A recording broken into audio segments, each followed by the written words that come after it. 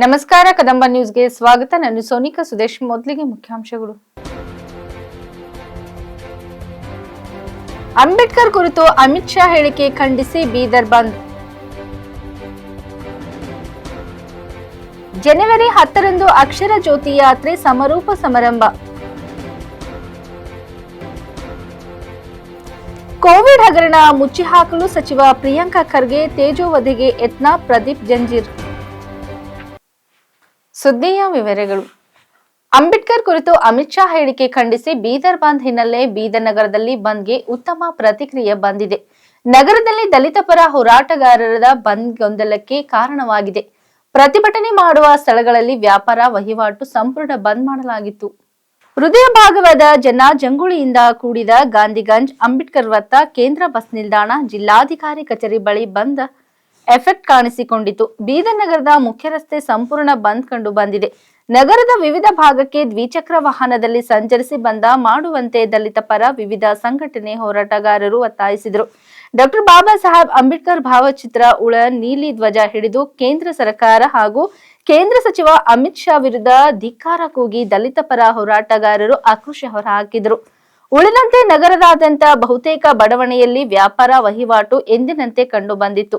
ಯಾವುದೇ ಅಹಿತಕರ ಘಟನೆ ನಡೆಯದಂತೆ ನಗರದ ಪ್ರಮುಖ ಸರ್ಕಲ್ಗಳಲ್ಲಿ ಬಿಗಿ ಪೊಲೀಸ್ ಬಂದೋಬಸ್ತ್ ಏರ್ಪಡಿಸಲಾಗಿತ್ತು. ಬಂದ್ ಕರೆ ಹಿನ್ನೆಲೆ ಸಾರಿಗೆ ಸಂಚಾರ ಸ್ಥಗಿತವಾಗಿದ್ದವು. ಖಾಸಗಿ ವಾಹನಗಳು ಎಂದಿನಂತೆ ಸಂಚಾರ ಮಾಡಿದವು.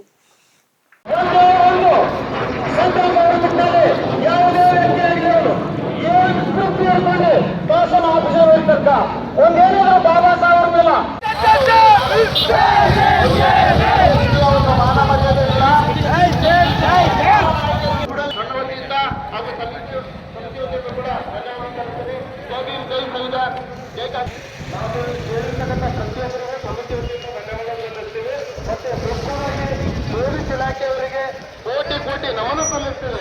ಯಾಕಂದ್ರೆ ಇವತ್ತು ಬೀದರ್ ಕಾಂಗ್ರೆಸ್ಗೆ ಬೆಂಬಲ ನಾವೆಲ್ಲ ಬಂದ್ ಮಾಡಬೇಕಾಗಿತ್ತು.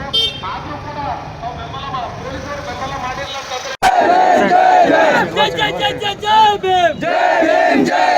जब तक सूरज चांद रहेगा बाबा साहब नाम रहेगा. जब तक सूरज चांद रहेगा बाबा साहब नाम रहेगा. जय जय जय जय जय भीम. जय भीम जय भीम. जय जय जय जय जय भीम. जय भीम जय भीम. सत्तानप्ಪ सत्तानो हमेशा सत्तानो. सत्तानप्ಪ सत्तानो हमेशा सत्तानो. जय जय जय जय जय भीम. जय भीम जय भीम. जय जय जय जय जय भीम. जय भीम जय भीम. बोलो रे बोलो जय भीम बोलो. जय जो टकराएगा मिट्टी में मिल जाएगा. रेड सलट तो बाबा साहब. रेड सलट तो बाबा साहब. रेड सलट तो बाबा साहब. रेड सलट तो बाबा साहब. बोलो भीम भगवान की डॉक्टर बाबा साहब अंबेडकर ಅವರಿಗೆ. ಡಾಕ್ಟರ್ ಬಾಬಾ ಸಾಹೇಬ್ ಅಂಬೇಡ್ಕರ್ ಅವರಿಗೆ. ಕೇಂದ್ರ ಸರ್ಕಾರದ ಗೃಹ ಮಂತ್ರಿ ಈ ತಡಿಪಾರ್ ಅಮಿತ್ ಶಾ ತಮ್ಮ ಮನಸ್ಸಿನಲ್ಲಿ ಏನಿತ್ತೋ ಆ ಒಂದು ಮಾತುಗಳನ್ನು ನ್ಯಾಚುರಲ್ ಆಗಿ ಹೊರಗೆ ಹಾಕಿದ್ದಾರೆ. ಯಾಕೆಂದರೆ ಅವರು ಡಾಕ್ಟರ್ ಬಾಬಾ ಸಾಹೇಬ್ ಅಂಬೇಡ್ಕರ್ ಅಂದರೆ ಅವ್ರಿಗೆ ಹೆದರಿಕೆ ಆಗ್ತದೆ. ಯಾಕಂದರೆ ಬಾಬಾ ಸಾಹೇಬರು ಎಲ್ಲಿವರೆಗೆ ಇರ್ತಾರೋ, ಎಲ್ಲಿವರೆಗೆ ಬಾಬಾ ಸಾಹೇಬ್ರ ಸಂವಿಧಾನ ಇರ್ತದೋ ಆ ಮನುವಾದಿ ವ್ಯಕ್ತಿಗಳ ಅದು ಏನು ಷಡ್ಯಂತ್ರ ಇದೆ, ಅದು ಷಡ್ಯಂತ್ರ ನಡೆಯೋದಿಲ್ಲ. ಆದ್ದರಿಂದ ಹೇಗಾದರೂ ಮಾಡಿ ಬಾಬಾ ಸಾಹೇಬರನ್ನು ಈ ಸಂವಿಧಾನವನ್ನು ಈ ದೇಶದಿಂದ ತೆಗೆದು ಆ ಸ್ಥಳದಲ್ಲಿ ಮನುವಾದಿಗಳ ಸಂವಿಧಾನವನ್ನು ಮನುಶಾಸ್ತ್ರವನ್ನು ಇಂಪ್ಲಿಮೆಂಟೇಷನ್ ಮಾಡೋದ್ರ ಮೂಲಕ ಶತಮಾನಗಳಿಂದ ನಮ್ಮ ಜನ ಏನು ಗುಲಾಮರನ್ನಾಗಿ ಮಾಡ್ಕೊಂಡಿದ್ರು. ಈಗ ನಾವು ಜಾಗೃತರಾಗಿರ್ತೇವೆ. ಸಮಾಜ ನಮ್ಮ ಜಾಗೃತರಾಗಿದೆ. ನಮ್ಮ ಸಮಾಜ ಪ್ರತಿಯೊಂದು ಕ್ಷೇತ್ರದಲ್ಲಿ ಅಭಿವೃದ್ಧಿಯನ್ನು ಕಂಡಿದೆ. ರಾಜಕೀಯ ಕ್ಷೇತ್ರದಲ್ಲಿ, ಆರ್ಥಿಕ ಕ್ಷೇತ್ರದಲ್ಲಿ, ಸಾಮಾಜಿಕ ಕ್ಷೇತ್ರದಲ್ಲಿ ಸಮಾನತೆಯನ್ನು ಕಂಡಿದೆ. ಈ ಸಮಾನತೆಯನ್ನು, ನಮ್ಮ ಅಭಿವೃದ್ಧಿಯನ್ನು ಈ ಅಮಿತ್ ಶಾಗಾಗಲಿ ಅಥವಾ ಕೇಂದ್ರ ಸರ್ಕಾರದ BJP ಸರ್ಕಾರಕ್ಕಾಗಲಿ ಸಹಿಸ್ಕೊಳ್ಳಿಕ್ಕಾಗ್ತಾ ಇಲ್ಲ. ಏಕೆಂದರೆ ಬಂಧುಗಳೇ, ಈ ಅಮಿತ್ ಶಾ ಇವೊಬ್ಬ ಗುಜರಾತ್ನಾಗ ತಡಿಪಾರ್ ಮನುಷ್ಯ ಇವ. ಈ ಅಮಿತ್ ಶಾ ಈಗೊತ್ತು ಅಂತ ತಿಳ್ಕೋಬೇಕು, ನೀನು ಎಲ್ಲಿವರೆಗೆ ಕ್ಷಮೆ ಕೇಳೋದಿಲ್ವೋ ಅಲ್ಲಿವರೆಗೆ ಈ ನಮ್ಮ ದೇಶದಲ್ಲಿ ನಿರಂತರವಾಗಿ ಹೋರಾಟ ನಡೀತದೆ. ಭಾರತ ದೇಶದಾದ್ಯಂತ ಉಗ್ರವಾದಂಥ ಹೋರಾಟ ನಮ್ಮ ಸ್ವರೂಪವನ್ನು ತಾಳ್ತದೆ. ನೀನು ಅಮಿತ್ ಶಾ ತಡಿಪಾರು ಗುಜರಾತ್ ಏನು ತಡಿಪಾರಾಗಿ ಬಂದಿದ್ದಿ, ಇನ್ನು ನೀನು ಕ್ಷಮೆ ಕೇಳಲಿಲ್ಲ ಅಂದರೆ ಈ ದೇಶದಿಂದ ಕೂಡ ನಿಮ್ಗೆ ತಡಿಪಾರು ಮಾಡ್ತೀವಿ. ಬಂಧುಗಳೇ, ಅಮಿತ್ ಶಾ ಅವರು ಏನು ಹೇಳಿದ್ದಾರೆ ಇವರು? ಅಂಬೇಡ್ಕರ್ ಅಂಬೇಡ್ಕರ್ ಅಂಬೇಡ್ಕರ್ ಅನ್ನುವ ಬದಲು ಯಾವುದಾದ್ರೂ ಒಂದು ದೇವರ ಹೆಸರು ತಗೊಂಡಿದ್ರೆ ನಿಮ್ಗೆ 7 ಜನ್ಮದ ತನ ಸ್ವರ್ಗ ಸಿಗ್ತದ ಅಂತ ಹೇಳ್ತಾನೆ. ಒಂದು ಹೇಳು ನೀನು, ಅಷ್ಟ್ಯಾಕೆ ಅಂಜಿ ಹೇಳತ್ತಿದಿ? ಅದು ಹೇಳೋದಕ್ಕೂ ಕೂಡ ನೀನು ಹೆದರ್ತಾ ಇದ್ದಿ. ಏಕೆಂದರೆ ನೀ ದೇವ್ರ ಹೆಸರು ತಗೊಂಡ್ರೆ ನಿಮಗೆ ಸ್ವರ್ಗ ಸಿಗ್ತದೆ ಅಂತ ಹೇಳ್ತೀವಿ. ಆದರೆ ಯಾವ ದೇವ್ರ ಹೆಸರು ತಗೋಬೇಕಂತೇಳಿ ನೀ ಹೇಳ್ತಾ ಇಲ್ಲ. 36 ಕೋಟಿ ದೇವ್ರ ನಿಮ್ಮ ಬಳಿ ಅದಾವ. ಒಂದು ಸಿಂಗಲ್ ದೇವ್ರ ಹೆಸರು ನೀ ತಗೊಂಡಿಲ್ಲ ಅಂದರೆ ನೀ ಬಾಬಾ ಸಾಹೇಬ್ರಿಗೆ ಎಷ್ಟು ಹೆದರ್ತಿ ಅಂದರು ನಮಗೆ ಗೊತ್ತಾಗ್ತದೆ. ನೀ ಸಂವಿಧಾನಕ್ಕೆ ಎಷ್ಟು ಹೆದರ್ತಿ ಎಂಬುದು ಗೊತ್ತಾಗ್ತದೆ. ನಿನಗೆ ಅಭಿವೃದ್ಧಿ ಮಾಡಿನಾರ ಯಾರು? ಯಾವ ದೇವ್ರು ನಿನಗೆ ಪಾರ್ಲಿಮೆಂಟ್ನಾಗ ತಂದು ಕೂಡ್ಸ್ಯದ? ಯಾವ ದೇವ್ರು ನಿನಗೆ ಚುನಾವಣೆಯಲ್ಲಿ ಗೆದ್ದಿಸ್ಯದ? ಬಂಧುಗಳೇ, ಇವತ್ತು ನಮಗೆ ಬಾಬಾ ಸಾಹೇಬರು ಅಂದ್ರೆ ದೇವರು. ಅಮಿತ್ ಶಾ ಅವರೇ, ನಿಮ್ಗೆ ಬೇಕಾದ್ರೆ ನೀವು ಎಲ್ಲಾದರೂ ಜಪ ಮಾಡ್ಕೋರಿ. ಗುಜರಾತ್ಗೆ ಹೋಗ್ರಿ, ಹಿಮಾಲಯಕ್ಕೆ ಹೋಗ್ರಿ, ಕಾಶ್ಮೀರಕ್ಕೆ ಹೋಗ್ರಿ, ಯಾವ್ದಾರ ಗುಡಿಯಾಗ ಜಪ ಮಾಡ್ಕೋತ ಕೂಡಿ 24 ಗಂಟೆ, ನಿಮ್ಗೆ ಯಾರು ಕೇಳೋರಿಲ್ಲ. ನೀವು ಸ್ವರ್ಗಕ್ಕೆ ಹೋಗ್ರಿ, ನರಗಕ್ಕೆ ಹೋಗ್ರಿ, ಸುಡುಗಾಡಕ್ಕೆ ಹೋಗ್ರಿ. ಆದ್ರೆ ನೀವು ಸುಡುಗಾಡಕ್ಕೆ ಹೋದ್ರೆ ಭೀ ನಮ್ಮ ಬಾಬಾ ಸಾಹೇಬ್ರು ಬರ್ದಿನಕ್ಕಂತ ಕಾನೂನು ನಿಮಗೆ ಸಾಥ್ ಕೊಡಬೇಕಾಗ್ಯದ, ಮತ್ತು ಕೊಟ್ಟೇ ಕೊಡ್ತದೆ. ಎಲ್ಲಿವರೆಗೆ ಬಾಬಾ ಸಾಹೇಬ್ರ ಕಾನೂನು ಇರಲ್ವೋ ಅಲ್ಲಿವರೆಗೆ ನಿನಗೆ ಸುಡಲಕ್ಕೆ ಕೂಡ ಅವಕಾಶ ಕೊಡೋದಿಲ್ಲ ಅಂತೇಳಿ ಈ ಮೂಲಕ ನಾನು ಹೇಳ್ತಾ, ಇವತ್ತಿಂದ ನಾವು ಬೀದರ್ ಬಂದ್ ಏನು ಶಾಂತಿಯುತವಾಗಿ ಕರೆ ಕೊಟ್ಟಿದ್ದೀವಿ. ಸ್ವಾಭಿಮಾನಿ ಡಾಕ್ಟರ್ BR ಅಂಬೇಡ್ಕರ್ ಅವರ ಹೋರಾಟ ಸಮಿತಿ ವತಿಯಿಂದ ದೇಶಾದ್ಯಂತ ಡಾಕ್ಟರ್ BR ಅಂಬೇಡ್ಕರ್ ವಾದಿಗಳ ಹೋರಾಟ ಸಮಿತಿ ವತಿಯಿಂದ ಏನು ಬೀದರ್ ಬಂದ್ಗೆ ಕರೆ ನೀಡಲಾಗಿತ್ತು. ಇದು ಐತಿಹಾಸಿಕ ಬಂದ್ ಆಗಿದೆ. ಇವತ್ತೆಲ್ಲ ಜಾತಿ ಧರ್ಮ ಮತ ಪಂಥದವರು ಈ ಒಂದು ಹೋರಾಟಕ್ಕೆ ಬೆಂಬಲ ನೀಡಿ, ಈಗ ಗೊತ್ತಾಯಿತು, ಎಲ್ಲ ಜನರಿಗೆ ಗೊತ್ತಾಗಿದೆ, BJP ಮೋದಿ ಅಮಿತ್ ಶಾ ಒಂದು ನಾಟಕ ಮಾಡ್ತಾರೆ. ಒಬ್ಬರು ಸಂವಿಧಾನಕ್ಕೆ ಬೇಡ್ಕೊಂಡಂಗೆ ಮಾತ್ರ ಸಂವಿಧಾನ ಗೌರವ ಕೊಟ್ಟಂಗೆ ಮಾತ್ರ ಒಬ್ಬರು ಸಂವಿಧಾನಕ್ಕೆ ಗೌರವ ಕೊಡ್ತಾರೆ ಎಂಬುದು ಇಡೀ ಜನರಿಗೆಲ್ಲ ಗೊತ್ತಾಗಿದೆ. ಈ ದಿನ ಇದು ಹೋರಾಟ ದಲಿತರದು, ಅಂಬೇಡ್ಕರ್ ವಾದಿಗಳದ್ದು ಓದಿದ್ದು ಭಾರತದ ಹೋರಾಟ ಆಗಿಬಿಟ್ಟಿದೆ. ಮತ್ತು ಇನ್ನು ಮುಂದೆ ಎಷ್ಟು ಜನ MP MLA BJPದವರಾಗಲಿ ಕಾಂಗ್ರೆಸ್ದವರಾಗಲಿ ಇದು ಹೋರಾಟ ಭಾಳ ಜನರ ಮೇಲೆ ಹಾಕಬೇಡ್ರಿ. ಅವ್ರ ರಾಜೀನಾಮೆ ಕೊಡಿಸ್ತಾನೆ ಇದು ಹೋರಾಟ ನಡೀತದೆ. ಇದು ಇಲ್ಲಿಗೆ ಬಿಡೋದಿಲ್ಲ. ಇದು ಇವತ್ತಿದು ಸಾಂಕೇತಿಕ. ಇದು ಮತ್ತು ಈಗ ಇನ್ನು ಮುಂದೆ ಎಷ್ಟು ಮಂದಿ ಇಲ್ಲಿ MLAಗಳು ಹರ, BJPದವರು MP ಗಳು ಹರ, ಅವ್ರ ಮನೆ ಮುಂದೆ ಹೋರಾಟ ಎಲ್ಲ ತಾಲೂಕದಾಗ ಚರ್ಚೆ ಮಾಡಿ ಸ್ವಾಭಿಮಾನಿ ಅಂಬೇಡ್ಕರ್ ವಾದಿಗಳ ಹೋರಾಟ ಸಮಿತಿ ಮತ್ತದು ಹೋರಾಟ ರಾಜೀನಾಮೆ ಕೊಡಿಸ್ತಾನೆ ಬಿಡೋದೇ ಇಲ್ಲ. ಮತ್ತು ಇಡೀ ದೇಶದಲ್ಲಿ ಉದ್ರೇಕ ವಾತಾವರಣ ನಿರ್ಮಾಣ ಮಾಡ್ತಾ ಇದ್ದೀರಿ ನೀವು. ಮತ್ತೆ ಸಂವಿಧಾನಬದ್ಧವಾಗಿ ನೀವು ಮೆಜಾರಿಟಿ ಸರ್ಕಾರ ಬಂದರೆ ಇನ್ನು ದೇಶದಲ್ಲಿ ಏನೇನು ಮಾಡ್ತಿದ್ದೀರೋ ಅಂತಕ್ಕಂಥದ್ದನ್ನು ಜನ ಪಾಠ ಕಲಿಸ್ತದೆ. ಮುಂಬರದ ನಿರ್ಣಯ ಮಾಡಿ ನಾವು ಕರ್ನಾಟಕ ರಾಜ್ಯದಲ್ಲಿ ಏನು ಕಾರ್ಯರೂಪಿಸಬೇಕು ಅನ್ನೋದನ್ನು ಮುಂದಿನ ನಡೆ ನಾವು ಪತ್ರಿಕಾ ಮಾಧ್ಯಮ ಮುಖಾಂತರ ನಾವು ನಿಮಗೆ ತಿಳಿಸ್ತೀವಿ ಅಂತಕ್ಕಂಥದ್ದನ್ನು ಈ ಮುಖಾಂತರ ಹೇಳ್ತೀನಿ. ಈ ಸ್ವಾಭಿಮಾನಿ ಡಾಕ್ಟರ್ BR ಅಂಬೇಡ್ಕರ್ ಸಮಿತಿಯ ಅಧ್ಯಕ್ಷನಾಗಿ ನಾನು ಉಮೇಶ್ ಕುಮಾರ್ ಸಾರಳ್ಳಿಕರ್. ಕರ್ನಾಟಕ ನಾಮಕರಣಗೊಂಡು 50 ವರ್ಷಗಳು ಪೂರೈಸಿರುವ ಹಿನ್ನೆಲೆ ಕಲ್ಯಾಣ ಕರ್ನಾಟಕ ಪ್ರತಿಷ್ಠಾನ ಬೀದರ್ ವತಿಯಿಂದ ರಾಜ್ಯಾದ್ಯಂತ ಅಕ್ಷರ ಜ್ಯೋತಿ ಯಾತ್ರೆ 2024 ಹಮ್ಮಿಕೊಳ್ಳಲಾಗಿದ್ದು, ಈ ಅಕ್ಷರ ಜ್ಯೋತಿ ಯಾತ್ರೆ ರಾಜ್ಯದ ಗಡಿಭಾಗಗಳನ್ನು ಒಳಗೊಂಡಂತೆ 35 ಶೈಕ್ಷಣಿಕ ಜಿಲ್ಲೆಗಳನ್ನು ಸಂಚರಿಸಿ ಜನವರಿ 9ರಂದು ಬೀದರ್ಗೆ ಆಗಮಿಸಲಿದೆ. ಈ ಹಿನ್ನೆಲೆಯಲ್ಲಿ ಜನವರಿ 10ರಂದು ಸಮಾರಂಭ ಕಾರ್ಯಕ್ರಮ ಹಮ್ಮಿಕೊಳ್ಳಲಾಗಿದೆ ಎಂದು ಅಕ್ಷರ ಜ್ಯೋತಿ ಯಾತ್ರೆ ಸಮಾರೋಪ ಸಮಾರಂಭ ಕಾರ್ಯಕ್ರಮ ಸಮಿತಿಯ ಅಧ್ಯಕ್ಷ ಹಾವುಶೆಟ್ಟಿ ಪಾಟೀಲ್ ಹೇಳಿದರು. ಬೀದರ್ ನಗರದ ಜಿಲ್ಲಾ ಪತ್ರಿಕಾ ಭವನದಲ್ಲಿ ಪತ್ರಿಕಾಗೋಷ್ಠಿ ನಡೆಸಿ ಮಾತನಾಡಿದ ಅವರು, ಜನವರಿ 9ರಂದು ಸಂಜೆ ಅಕ್ಷರ ಜ್ಯೋತಿ ಯಾತ್ರೆಯನ್ನು ಬರಮಾಡಿಕೊಳ್ಳಲಾಗುವುದು. ಜನವರಿ 10ರಂದು ಬೆಳಗ್ಗೆ ಪದ್ಮಶ್ರೀ ಪುರಸ್ಕೃತರಾದ ತುಷಾರ ಗಾಂಧಿ, ಹರಿಕಾಳ್ ಹಾಜಪ್ಪ, ಸುಧಾ ವರ್ಗೀಸ್, ಅಮ್ಮಯ್ಯ ಮಹಾಲಿಂಗ ನಾಯಕ್, ರಾಣಿ ಮಚ್ಚಯ್ಯ, ಸತ್ಯನಾರಾಯಣ್ ಬೇಲೇರಿ, ರಶೀದ್ ಖಾದ್ರಿ, ಸೋಮಣ್ಣ ಹಾಗೂ ರಾಜ್ಯೋತ್ಸವ ಪ್ರಶಸ್ತಿ ಪುರಸ್ಕೃತರಾದ ಉಚ್ಚಮ್ಮ ಬಸಪ್ಪ ಚೌಧರಿ ಇವರಿಗೆ ವಿಶೇಷ ರಥದ ಮೂಲಕ ಮೆರವಣಿಗೆ ನಡೆಯಲಿದೆ. ಈ ರಥದಲ್ಲಿ ಕಲ್ಯಾಣ ಕರ್ನಾಟಕ ಪ್ರತಿಷ್ಠಾನದ ಅಧ್ಯಕ್ಷ ಬಸವಕುಮಾರ್ ಪಾಟೀಲ್ ಇರಲಿದ್ದು, ಮೆರವಣಿಗೆಯಲ್ಲಿ ವಿವಿಧ ಶಾಲಾ ಕಾಲೇಜಿನ ಸುಮಾರು 2000 ಮಕ್ಕಳು ಭಾಗವಹಿಸುವರು. ಮೆರವಣಿಗೆಯು ನಗರದ ಬಸವೇಶ್ವರ ವೃತ್ತ, ಭಗತ್ ಸಿಂಗ್ ವೃತ್ತ, ಅಂಬೇಡ್ಕರ್ ವೃತ್ತ, ಶಿವಾಜಿ ವೃತ್ತ, ಹರಳಿಯ ವೃತ್ತದಿಂದ ಸಾಗಿ ಚನ್ನಬಸವ ಪಟ್ಟ ದೇವರ ರಂಗಮಂದಿರಕ್ಕೆ ಸೇರಲಿದೆ. ನಂತರ ಅಲ್ಲಿ ಸಮಾರೋಪ ಸಮಾರಂಭದ ವೇದಿಕೆ ಕಾರ್ಯಕ್ರಮ ಜರುಗಲಿದೆ. ಕಾರ್ಯಕ್ರಮವನ್ನು ಜಿಲ್ಲಾ ಉಸ್ತುವಾರಿ ಸಚಿವ ಈಶ್ವರ್ ಖಂಡ್ರೆ ಉದ್ಘಾಟಿಸಲಿದ್ದಾರೆ. ಕಾರ್ಯಕ್ರಮದ ನೇತೃತ್ವವನ್ನು ಬಸವಲಿಂಗ ಪಟ್ಟದೇವರು ವಹಿಸಲಿದ್ದಾರೆ. ಜೊತೆಗೆ ಜಿಲ್ಲೆಯ ಎಲ್ಲಾ ಜನಪ್ರತಿನಿಧಿಗಳು, ಶಿಕ್ಷಣ ಪ್ರೇಮಿಗಳು, ಶಿಕ್ಷಣ ತಜ್ಞರು, ವಿದ್ಯಾರ್ಥಿಗಳು ಭಾಗವಹಿಸುವರು ಎಂದರು. ಪತ್ರಿಕಾಗೋಷ್ಠಿಯಲ್ಲಿ ಮೆರವಣಿಗೆ ಸಮಿತಿ ಅಧ್ಯಕ್ಷ ರಾಜೇಂದರ್ ಮಣಿಗೇರ್, ಅಕ್ಷರ ಜ್ಯೋತಿ ಯಾತ್ರೆಯ ಸಂಪನ್ಮೂಲ ವ್ಯಕ್ತಿಗಳಾದ ಪಂಡಿತ್ ಬಾಳೂರೆ, ಮಾಣಿಕಪ್ಪ ಗೌರ್ನಳ್ಳಿ, ಸಿದ್ದಯ್ಯ ಕೋಡಿಮಠ್, ಮಲ್ಲಿಕಾರ್ಜುನ್ ಪಂಚಾಕ್ಷರಿ ಹಾಜರಿದ್ದರು. 63 ದಿವಸಗಳ ಕಾಲ ಕರ್ನಾಟಕ ಮತ್ತು ಗಡಿ ಭಾಗಗಳಲ್ಲಿ ಅಕ್ಷರ ಜ್ಯೋತಿ ಯಾತ್ರೆ ಯಶಸ್ವಿಯಾಗಿ ನಡೆಸಿ ನಗರಕ್ಕೆ ಆಗಮಿಸುತ್ತಿರುವ ಬಸವಕುಮಾರ್ ಪಾಟೀಲ್ ಅಣ್ಣನವರಿಗೆ ಹೃದಯಪೂರ್ವಕ ಸ್ವಾಗತವನ್ನು ಕೋರೋದ್ರೊಂದಿಗೆ ಒಂದು ಐತಿಹಾಸಿಕ ಸಮಾರೋಪ ಸಮಾರಂಭ ಕಾರ್ಯ ಮಾಡಬೇಕು ಅಂಥೇಳಿ ಇಡೀ ಬೀದರ್ನ ಎಲ್ಲ ಶಿಕ್ಷಣ ಸಂಸ್ಥೆಯವರು, ಶಿಕ್ಷಣ ಪ್ರೇಮಿಗಳು, ಶಿಕ್ಷಣ ತಜ್ಞರು, ವಿಶೇಷವಾಗಿ ನಮ್ಮ ಕಲ್ಯಾಣ ಕರ್ನಾಟಕ ಪ್ರತಿಷ್ಠಾನದ ಎಲ್ಲ ತಾಲೂಕಿನ ಸದಸ್ಯರು ಬಹಳ ಉತ್ಸುಕತೆಯಿಂದ ಈ ಕಾರ್ಯಕ್ರಮದ ಒಂದು ಕನಸನ್ನು ಕಾಣ್ತಾ ಇದ್ದಾರೆ. ವಿಶೇಷವಾಗಿ ಈ ಅಕ್ಷರ ಜ್ಯೋತಿ ಯಾತ್ರೆಯ ಮುಖ್ಯ ಉದ್ದೇಶ ಏನು ಅಂತಂದರೆ, ಒಂದನೇದಾಗಿ ಬೀದರ ಜಿಲ್ಲೆಯ ಯಾವ ವ್ಯಕ್ತಿಗಳು ಯಾವುದರಲ್ಲಿಯೂ ಕೊರತೆ ಇಲ್ಲ. ಬಹುಶಃ ಬೀದರ ಇತಿಹಾಸದಲ್ಲಿ ಅಲ್ಲ, ಕರ್ನಾಟಕದ ಇತಿಹಾಸದಲ್ಲಿ ಬೀದರ್ನ ಒಬ್ಬ ಸಂಪನ್ಮೂಲ ವ್ಯಕ್ತಿ ಮೈಸೂರಿನಲ್ಲಿ, ಬೆಂಗಳೂರಿನಲ್ಲಿ, ಉತ್ತರ ಕನ್ನಡದಲ್ಲಿ, ಕಾರವಾರದಲ್ಲಿ, ಬೆಳಗಾವದಲ್ಲಿ, ಬಾಗಲಕೋಟೆಯಲ್ಲಿ, ಚಿಕ್ಕೋಡಿಯಲ್ಲಿ ಹೋಗಿ ಅವರಿಗೆ ಎಂತಹ ಪ್ರಶಸ್ತಿಯನ್ನು ಕೊಟ್ಟಿದ್ದಾರೆ ಅಂದರೆ ಗಣ್ಯರು.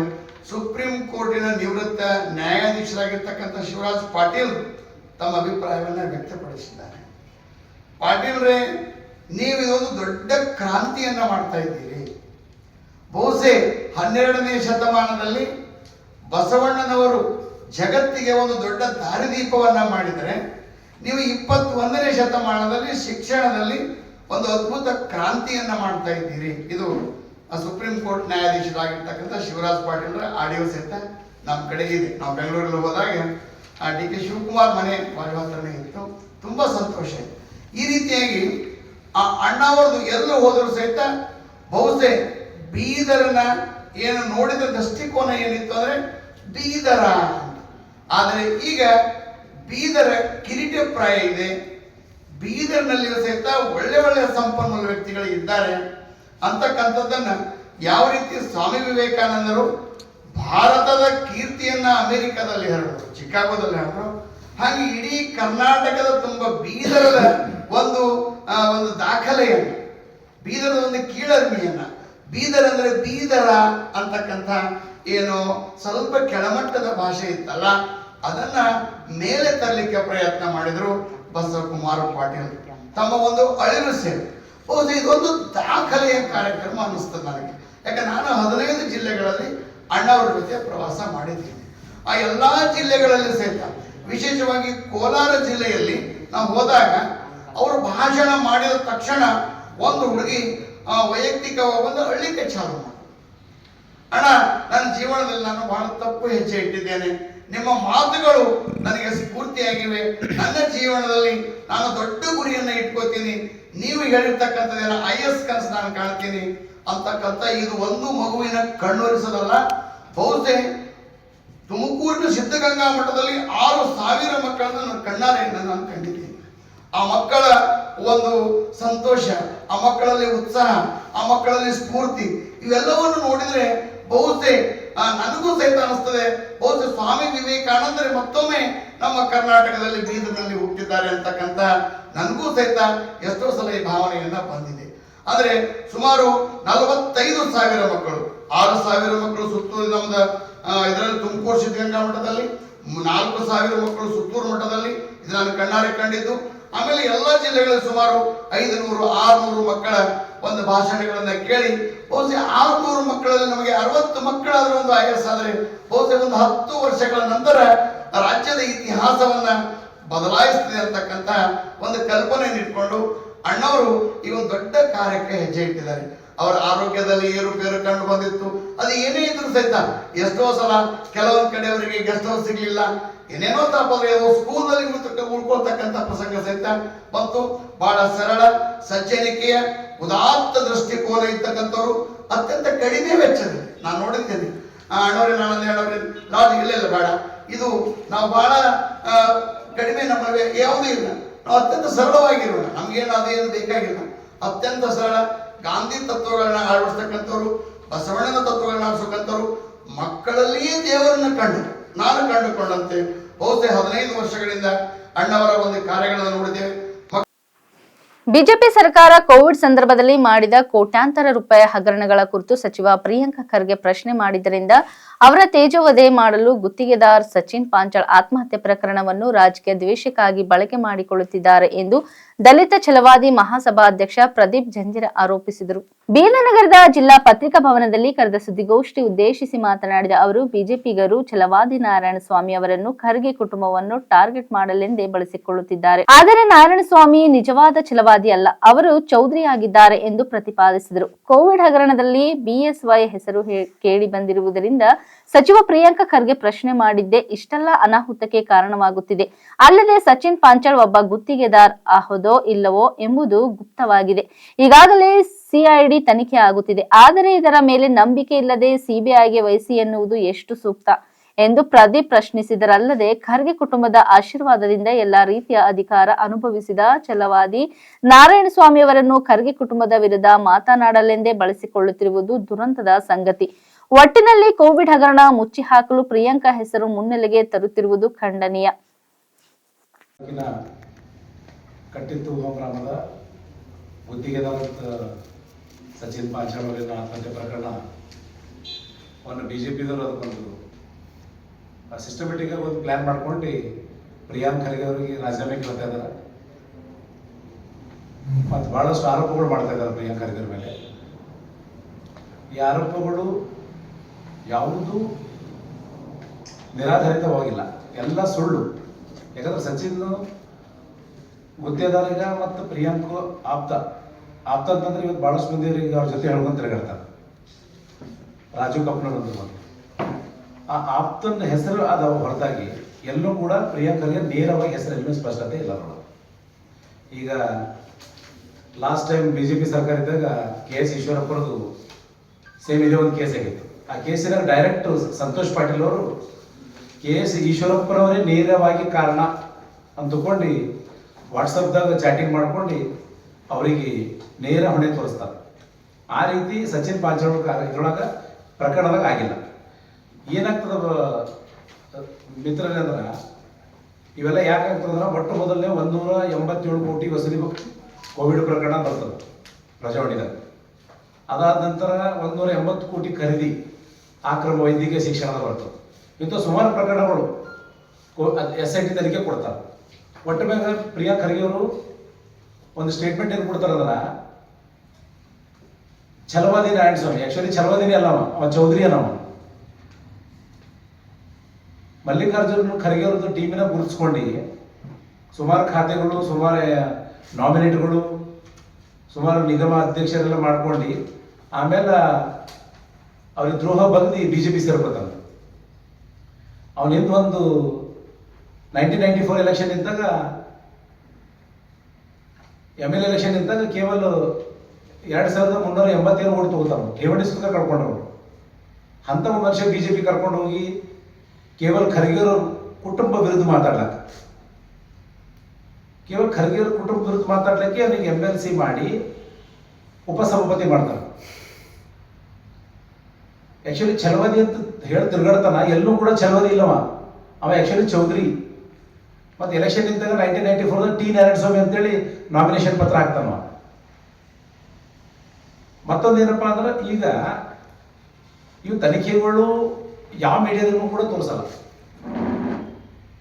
ಕೋಟ್ಯಾಂತರ ರೂಪಾಯಿ ಕೋವಿಡ್ದಾಗ ಜನ ಕಣ್ಣೀರು ಹಾಕ್ತಾ ಇದ್ದಾಗ ಬಿಜೆಪಿದವರು ಸುಮಾರು ಸಾವಿರಾರು ಕೋಟಿ ಗಟ್ಟಲೆ ಲೂಟಿ ಮಾಡಿದ್ದು ತನಿಖೆ ಆಗ್ತದ, ಆಯೋಗ ಕುಂದಿರ್ತದ. ಆಯೋಗ ಕುಂದ್ರೆ BS ಯಡಿಯೂರಪ್ಪ ಮತ್ತು ಶ್ರೀರಾಮುಲು ಹೆಸರು ಬರ್ತದ, ಸುಮಾರು ಬಿಜೆಪಿದವ್ರು ಬರ್ತದ. ಅದು ತಪ್ಪಿಸ್ಲಕ್ಕ ಬಿಜೆಪಿದವರಿಗೆ ಸಚಿನ್ ಪ್ರಕರಣ ಕೈಗೊಳ್ತಾರೆ. ಅದು ಬಿಟ್ಟರೆ ಉದ್ದೇಶ ಏನಿಲ್ಲ. ಸಚಿನ್ ಪಂಚಾಳಿಗೆ ನ್ಯಾಯ ಸಿಗಬೇಕು, ಸಚಿನ್ ಪಂಚಾಳಿಗೆ ಅನ್ಯಾಯ ಆಗ್ಯದ ಅಂತದ್ದು ಏನಿಲ್ಲ. ಕೇವಲ ಪ್ರಿಯಾಂಕ್ ಖರ್ಗೆ ಇವೆಲ್ಲ ತನಿಖೆಗಳು ಆಗ್ಬೇಕಂತಕೊಂಡು ಪಟ್ಟು ಹಿಡಿದು ಬಹಳ ಖಡಾಖಂಡಿತವಾಗಿ ರಾಜರೋಷವಾಗಿ ಪ್ರಶ್ನೆಗಳು ಕೇಳ್ತಾರೆ ಬಿಜೆಪಿದವರಿಗೆ. ಆ ಪ್ರಶ್ನೆ ಕೇಳೋ ಸಲುವಾಗಿ ರಾಜ್ಯದ ಜನರಿಗೆ ಕಣ್ ತಪ್ಪಿಸ್ಲಾಕ, ಇಡೀ ನಮ್ಮ ರಾಜ್ಯದ ಜನರಿಗೆ ಕಣ್ ತಪ್ಪಿಸ್ಲಾಕ ಬಿಜೆಪಿ ಮುಖಂಡರುಗಳು ಸಚಿನ್ ಪಾಂಚಾಳ್ ಅವರ ಪ್ರಕರಣ ಕೈಗೆತ್ಕೊಂಡು ರಾಜ್ಯದ ಜನರಿಗೆ ದಿಪ್ಪು ತಗ್ಸಂತ ಕೆಲಸ ಮಾಡ್ತಾ ಇದ್ದಾರೆ. ಅದು ಬಿಟ್ಟರೆ ಏನೂ ಇಲ್ಲ. ಮತ್ತೊಂದು ಇವೇನು ಛಲವಾದಿ ನಾರಾಯಣಸ್ವಾಮಿ ಅಂತ ಏನು ಹೇಳ್ಕೊಂತಿರ್ತಾನ, ಅವನಿಗೊಂದು ನೇರ ಒಂದು ಮಾತಾಡ್ತೀನಿ ನಾನು ಇವತ್ತ. ನಮ್ಮ ವೇದಿಕೆ ಮುಖಾಂತರ ಪತ್ರಿಕೆ ಬಳಗದ ಮುಖಾಂತರ ಏನು ಮಾಡ್ತೀನಿ ಅಂದ್ರೆ, ನಾರಾಯಣ ಸ್ವಾಮಿ ಅವರೇ, ನಿಮ್ಮಲ್ಲಿ ಒಂದು ವೇಳೆ ಡಾಕ್ಟರ್ ಬಿ ಆರ್ ಅಂಬೇಡ್ಕರ್ ಬಗ್ಗೆದಾಗ, ದಲಿತರ ಬಗ್ಗೆದಾಗ ಏನಾದರೂ ಕಳಕಳಿ ಇದ್ರೆ, ಇಷ್ಟು ಸುಮಾರು ವರ್ಷಗಳ ಹೋರಾಟ ಮಾಡ್ಕೋತ ಬಂದಿರಂತ ಏನು ಹೇಳ್ಕೋತ ತಿರುಗಾಡ್ತಾ ಇದ್ದೀರಿ ನೀವು, ಒಂದೇ ಒಂದು ಸಮುದಾಯದ ಕೆಲಸ ಅಥವಾ ಚಳವಳಿಗಳ ಕೆಲಸ ಮಾಡಿರೋ ತಗೊಂಡು ಪ್ರೂಫ್ ಮಾಡ್ಬೇಕು ನೀವು. ಸುಮ್ಮನೆ ಮಲ್ಲಿಕಾರ್ಜುನ ಖರ್ಗೆರಿಗೆ ಬೈಯೋದ್ರಲ್ಲಿಂದ ನಿಮಗೆ ಒಂದು ವೇದಿಕೆ ಸಿಗ್ತದ, ಬೈಯೋದ್ರಿಂದ ನನಗೆ ಎಲ್ಲ ಬಿಜೆಪಿದವ್ರ ಜೊತೆ ತೊಗೊಂಡು ತಿರುಗಾಡ್ಲತ್ತ ಅಂತ ಹೇಳ್ತಾ ಇದ್ರಲ್ಲ ನೀವು, ಇದು ಮಾಡ್ತಾ ಇರೋದು ಎಲ್ಲಾಕ ದೊಡ್ಡ ತಪ್ಪು. ಈ ವೇದಿಕೆ ಮುಖಾಂತರ ಹೇಳಕ್ಕ ನನಗೆ ಒಂದು ಚಾಲೆಂಜ್ ಮಾಡ್ತೀನಿ. ನೀವು ಏನಾದರೂ ಛಲವಾದಿ ಅಂತ ತಿಳ್ಕೊಂಡು ಜಾತಿ ಹೆಸರು ಮುಂದಿಟ್ಕೊಂಡು ಏನು ತಿರುಗಾಡಿ ನೀವು ಇಷ್ಟೊತ್ತ ನೀವು ಮಂದಿಗೆಲ್ಲ ಹುಚ್ಚು ಮೋಸ ಮಾಡ್ಕೊತ ಬಂದಿರಿ. ನೀವು ಆ್ಯಕ್ಚುಲಿ ಛಲವಾದಿನೇ ಅಲ್ಲ, ನೀವು ಆ್ಯಕ್ಚುಲಿ ಚೌಧರಿ ಇದ್ದೀರಿ ನೀವು. ಇನ್ನು ನಿಮ್ಮ ಬಗ್ಗೆದ ನಾವು ಇನ್ನೂ ಸಾಕಷ್ಟು ಇನ್ನೂ ಸ್ಟಾರ್ಟ್ ಮಾಡಿದೆವು, ಎಲ್ಲ ಸಿಕ್ಕ ನಾವು ತೋರಿಸ್ತೇವೆ ನಾವೇನಿದ್ದೀವಿ ಅಂತ ಹೇಳಿ. ಓಕೆ, ಮತ್ತೇನ ಕೇಳೋದು ಕೇಳಿದ್ರು ಸರ್. ಹಾಂ, ಛಲವಾದಿನೇ ಇಲ್ಲ ಸರ್ ಅವನು. ಹಾಂ, ಕೊಡ್ತೀವಿ ಸರ್. ಮಾಡ್ಕೊಂಬಂದಿದ್ದು ಬೇಕಾದ್ರೆ ತಗೋಬಹುದು, ಯಾವಾಗ ಚೇಂಜ್ ಆಗ್ತದೆ ಅಂತ. ಕೇವಲ ಕೋವಿಡ್ ಹಗರಣ ಮುಚ್ಚೋದಕ್ಕೋಸ್ಕರನೇ ಸಚಿನ್ ಪ್ರಕರಣ ಕೈದಾಗ ತಗೊಂಡ್ರೆ, ಇದು ಬಿಟ್ಟರೆ ಬೇರೆ ಉದ್ದೇಶ ಏನಿಲ್ಲ ಬಿಜೆಪಿ ಅವರು. ಯಾಕಂದ್ರೆ ಯಡಿಯೂರಪ್ಪನ ಹೆಸರು ಬಂದದಲ್ರಿ, ಯಡಿಯೂರಪ್ಪನ ಹೆಸರು ಬಂದದ, ಶ್ರೀರಾಮುಲು ಹೆಸರು ಬಂದದ, ಪೋಕ್ಸೆ ಕಾಯ್ದಾಗ ಅವ್ರು ಇನ್ನೂ ಜಾಮೀನ್ ಮೇಲೆ ತಿರುಗಾಡ್ತಾರೆ ಯಡಿಯೂರಪ್ಪರು. ಅವರಿಗೆ ಜೈಲ ಹಾಕಿದಂತ ಕೂತಾರೆ ಪ್ರಿಯಾಂಕರಿಗೆ ಅವರು. ಅದು ತಪ್ಪಿಸ್ಲಾಗಿ ಇವರೆಲ್ಲ ಇದು ಸಚಿನ್ ಪ್ರಕರಣ ಕೈದಾಗ ತಗೊಂಡ್ರು. ಎಲ್ಲೂ ನೀರೇ ಇಲ್ಲ. ಆಲ್ರೆಡಿ ಈಗ ಸರ್ಕಾರ CID ತನಿಖೆ ಮಾಡ್ತಾ ಇದೆ. ಆ ತನಿಖೆ ಮೇಲೆ ಅವ್ರ ನಂಬಿಕೆ ಅದ, ಯಾರು ತಪ್ಪಿಸ್ತಿದ್ರು ಅವರಿಗೆ ಸರ್ಕಾರದಿಂದ ಕ್ರಮ ಕೈಗೊಳ್ಬೇಕು. ಅಷ್ಟು ದೊಡ್ಡ ಅನ್ಯಾಯ ಆಗಿದೆ ನಮ್ಮ ರಾಜ್ಯದಾಗ. ಸಚಿನ್ ಪ್ರಕರಣದಾಗ ನೋಡಿ ಒಂದು ಸಣ್ಣ ಸಿಂಪಲ್ ಅಂತ ನಾನು ಹೇಳ್ತೀನಿ ಇವಾಗ. ಅದನ್ನೂ ಲೆಟರ್ ಅದ, ನಮ್ದು KS ಈಶ್ವರಪ್ಪರದು ಅದ ಲೆಟರ್. ವಾಟ್ಸಪ್ ಚಾಟಿಂಗ್ ಮಾಡಿ ಲಾಸ್ಟಿಗೆ ಇದ್ರೊಳಗೆ ಮಾಡ್ತಾರೆ. ಇದ್ರೊಳಗೆ ನೇರವಾಗಿ ಆರೋಪ ಮಾಡ್ರು. ಹಂಗೆ ಸಚಿನ್ಗಿನ ಆರೋಪ ಮಾಡಿದ್ರೆ ತೋರಿಸ್ರಿ ಅಂತ ಇದೀವಿ ನಾವು. ಖಾಲಿ ಪ್ರಿಯಾಂಕ್ ಖರ್ಗೆ ಆಪ್ತ ಕಪ್ಪನೂರು ಅಮ್ಮ ಕಡೆ ಪ್ರಿಯಾಂಕ ತಂದು ಹೇಳ್ತಿರೋದು ಏನರ್ಥ? ಈಗ ನಾವು ರವಿಗಾರ್ ಜೊತೆ ತಿರುಗಾಡ್ತೀವಿ. ಈಗ ನಾವು ಏನೋ ತಪ್ಪು ಮಾಡಿದ್ರೆ ರವಿಗಾರ್ ಅಂತ ಹಿಡ್ಕೊಂಡ್ಬರ್ತೀವಿ ಎಲ್ಲ ಪತ್ರಿಕೆಗಳು. ಮಾಡ್ಬೇಕಾದ್ರೆ ಡೈರೆಕ್ಟ್ ಮಾಡ್ಬೇಕಾದ್ರೆ ಒಂದು ಪ್ರೂಫ್ ಬೇಕಾದ್ರೆ, ಇವತ್ತು ಅವರು ಆಲ್ರೆಡಿ ಪ್ರಿಯಾಂಕ್ ಖರ್ಗೆ ಅವರು ಕೂಡ ಇಮಿಡಿಯೇಟ್ ಲೆಟರ್ ಬರ್ದಾರ, ತನಿಖೆ ಆಗ್ಬೇಕಿದು, ಕರೆಕ್ಟಾಗಿ ತನಿಖೆ ಆಗಬೇಕು, ತನಿಖೆ ಆಗಿ ಸಚಿನ್ಗೆ ಇದೇನಪ್ಪ ನ್ಯಾಯ ಸಿಗ್ಬೇಕಂತ ಆಲ್ರೆಡಿ ಅವರೇ ಖುದ್ದು ಲೆಟರ್ ಬರ್ದರು. ಲೆಟರ್ ಬರ್ದ್ರು ಕೂಡ ಪತ್ರಿಕೆದವ್ರು ಹೇಳ್ಕೊಂಬಂದಾರ, ಬಿಜೆಪಿದವ್ರು ಬಂದರು. ನಿಮ್ದು ಪ್ರೆಸ್ ಮೀಟ್ ಪತ್ರಿಕೆದವ್ರು. ಈಗ ಸರ್ CID ತನಿಖೆ ಆಗ್ಬೇಕಂದ್ರೆ ಪ್ರಿಯಾಂಕ ಪತ್ರನೂ ಬರ್ದಾರ. ಪತ್ರನೂ ಬರ್ದ್ರು ಮತ್ತೆ ಇವ್ರು ನಮ್ಮ ರಾಜೀನಾಮೆ ಕೊಡ್ರಿ ಅಂತ ಸರ್.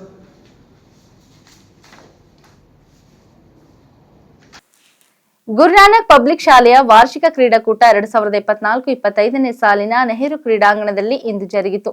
ಯುವ ಸಬಲೀಕರಣ ಮತ್ತು ಕ್ರೀಡೆ ಇಲಾಖೆ ಸಹಾಯಕ ನಿರ್ದೇಶಕರು ಶ್ರೀ ನಾಗರಾಜ್ ಮಠ್ ಅವರು ದೀಪ ಬೆಳಗಿಸುವ ಮೂಲಕ ಚಾಲನೆ ನೀಡಿದರು. ಬಳಿಕ ಮಾತನಾಡಿದ ಅವರು, ಕ್ರೀಡೆಯಿಂದ ವಿದ್ಯಾರ್ಥಿಗಳಲ್ಲಿ ಶಿಸ್ತು ಬರುತ್ತದೆ, ಜೊತೆಗೆ ಅವರಲ್ಲಿ ಮಾನಸಿಕ ಮತ್ತು ದೈಹಿಕ ಬೆಳವಣಿಗೆಯೂ ಸಾಧ್ಯವಾಗುತ್ತದೆ.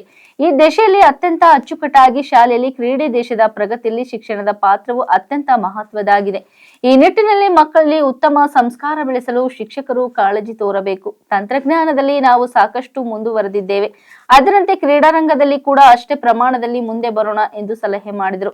ಗುರುನಾನಕ್ ಶಿಕ್ಷಣ ಸಂಸ್ಥೆ ಉಪಾಧ್ಯಕ್ಷೆ ಡಾಕ್ಟರ್ ರೇಷ್ಮಾ ಕೌರ್ ಅವರು ಮಾತನಾಡುತ್ತಾ, ಯಾವುದೇ ದೇಶದ ಅಭಿವೃದ್ಧಿಯನ್ನು ಬಹುತೇಕವಾಗಿ ಆ ದೇಶದ ಆರ್ಥಿಕ ಬೆಳವಣಿಗೆಯ ಮೇಲೆ ನಿರ್ಧರಿಸಲಾಗುತ್ತದೆ.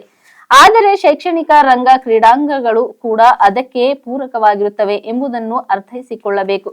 ಈ ನಿಟ್ಟಿನಲ್ಲಿ ಕ್ರೀಡಾ ರಂಗದ ಬೆಳವಣಿಗೆಗೆ ಒತ್ತು ಕೊಡಬೇಕಿದೆ ಎಂದರು. ಇಂದಿನ ಮಕ್ಕಳು ಹೆಚ್ಚಾಗಿ ಕಂಪ್ಯೂಟರ್, ಇಂಟರ್ನೆಟ್ ಬಳಸುತ್ತಲೇ ಹೆಚ್ಚಿನ ಆಸಕ್ತಿ ತೋರುತ್ತಿದ್ದಾರೆ.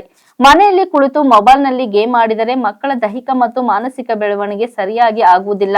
ಇದನ್ನು ಎಲ್ಲ ಪಾಲಕರು ಅರಿತು ತಮ್ಮ ಮಕ್ಕಳಿಗೆ ಶಾಲೆಗಳಲ್ಲಿ ನಡೆಯುವ ಕ್ರೀಡಾ ಚಟುವಟಿಕೆಗಳಲ್ಲಿ ಪಾಲ್ಗೊಳ್ಳುವಂತೆ ಅವರಿಗೆ ಪ್ರೇರೇಪಿಸಬೇಕು ಎಂದು ಸಲಹೆ ಮಾಡಿದರು. ಈ ಸಮಾರಂಭದಲ್ಲಿ ಡೀನರಾದ ಹನುಮಾನ್, ಪ್ರಾಂಶುಪಾಲರುಗಳಾದ ನಾಳಿನಿ, DJ ಅಮ್ಜದ್ ಅಲಿ, ದೇವಿದಾಸ್ ರಾಥೋಡ್, ಶೀಬಾ ಶರ್ಲಿ ಉಪಸ್ಥಿತರಿದ್ದರು. Let us now commence the March Past, a grand spectacle that exemplifies these values. To honor the gracious presence of our dignitaries, I request School Council, 4 houses and Scouts and Guides team to give the guard of honor with wonderful March Past.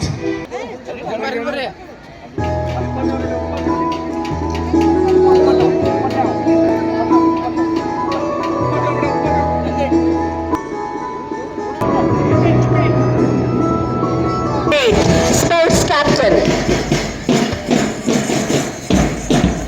And at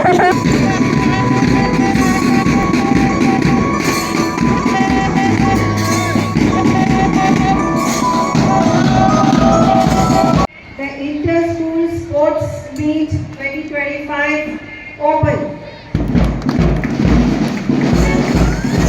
Declared open now. Let the games begin.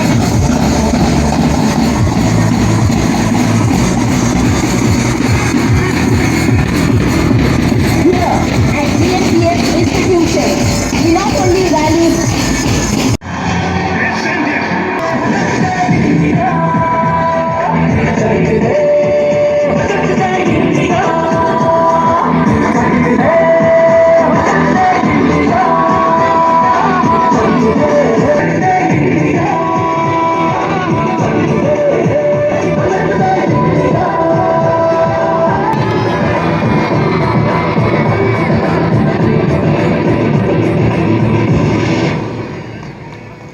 participate in a 100-meter running race.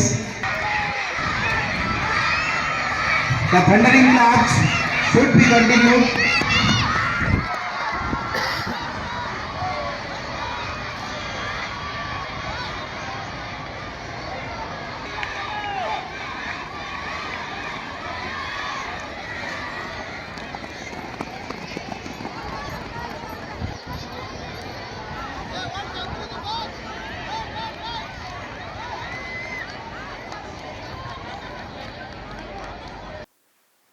ತಿರುಪತಿಯಲ್ಲಿ 6 ಜೀವಗಳನ್ನು ಬಲಿ ಪಡೆದ ಕಾಲ್ತುಳಿತ ಪ್ರಕರಣಕ್ಕೆ ತೀವ್ರ ಜನದಟ್ಟಣೆ ಕಾರಣವಾಯಿತು ಎಂದು ತಿರುಮಲ ತಿರುಪತಿ ದೇವಸ್ಥಾನಗಳ TTD ಅಧ್ಯಕ್ಷರು ಹೇಳಿದ್ದಾರೆ.